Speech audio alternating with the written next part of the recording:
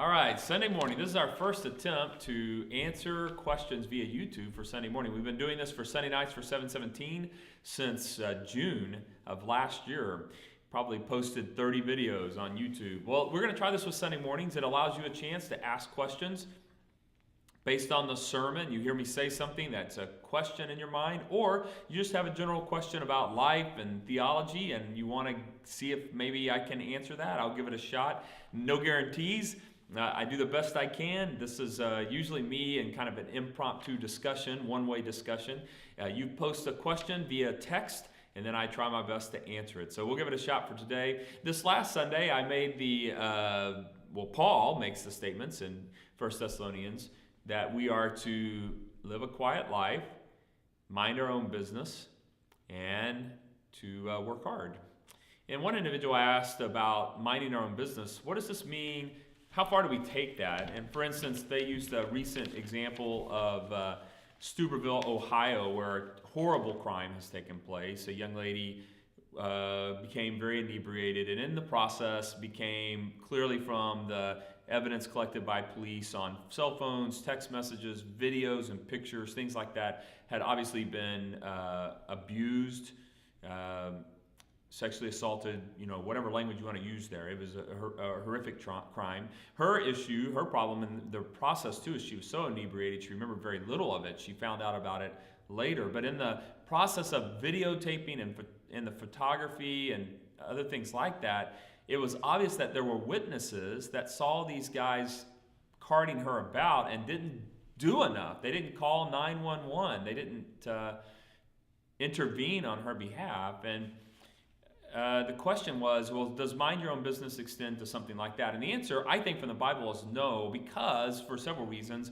One is that we're to come to the cause of the people who are persecuted unjustly. It is not minding your own business to say there's a crime being committed against somebody and I want to intervene on their behalf, or there's an innocent person being harmed. The other thing is that the Bible also says, obey every civil authority. And I'm pretty sure these guys, by not speaking up, by forwarding text messages of illicit material of a minor, committed a crime themselves. And the civil authority says you have to report a crime. So this is mind your own business does not extend to a crime being committed or intervening on someone who's suffering, something like that clearly. So all scripture has to be interpreted with other scripture. Mind your own business would be you don't like the way I trim my hedges. You don't like the way that maybe I wear my tie on Sunday morning. Something like that, or you're upset because my socks don't come up to my knees and they only come up to my shin. Just someone being a busybody, nosing themselves into every single aspect of someone's life. I think that does qualify.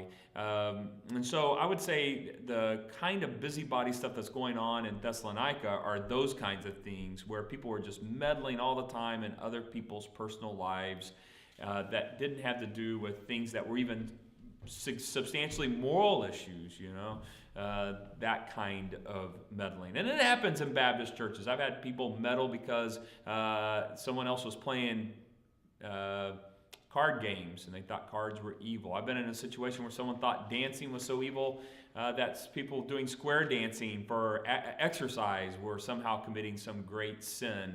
That kind of stuff, I think, falls in the category of being meddlesome and nosy and not keeping yourself out of other people's business. I think that's the kind of thing Paul's dealing with. There was a dissension thing. People weren't sinning because Paul encourages them to confront brothers who are caught in sin. This is more an issue of personal preference and things like that. So I think in the case of the Stuberville case, the Bible would have actually told those students to intervene on that young lady's account, to hear the voice or the silence of the innocent being led away to trouble, and to obey every civil authority, which says you have to report a sexual assault like that. You can't keep your eyes closed, your mouth closed, and just say, well, I didn't see it, or I don't know anything about it, or it's those two guys, or she's too drunk. You've got to intervene. And so I think there's other biblical precedent when laid beside this one that we would say you should mind your own business, but you also have to obey civil authority and intervene if someone is being assaulted. You've got to call 911.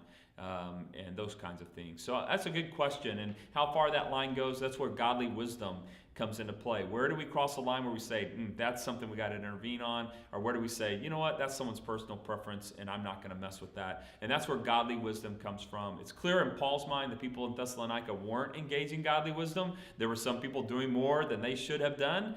And so I think that's where godly wisdom comes in. And the reason we don't have a specific list from Paul is it probably is a little different from culture to culture and a little different from generation to generation on some of the social matters where we'd say, well, that's being too nosy and that's not in the scripture, or intervening in a case where something is in the scripture and we say, no, that we have to say something there. We need to go to them privately and confront them on an area of sin. So very good question. All right, so this is our first attempt at a Sunday morning video. I hope more people will text in some questions. We'll see you guys Sunday morning for Easter Sunday.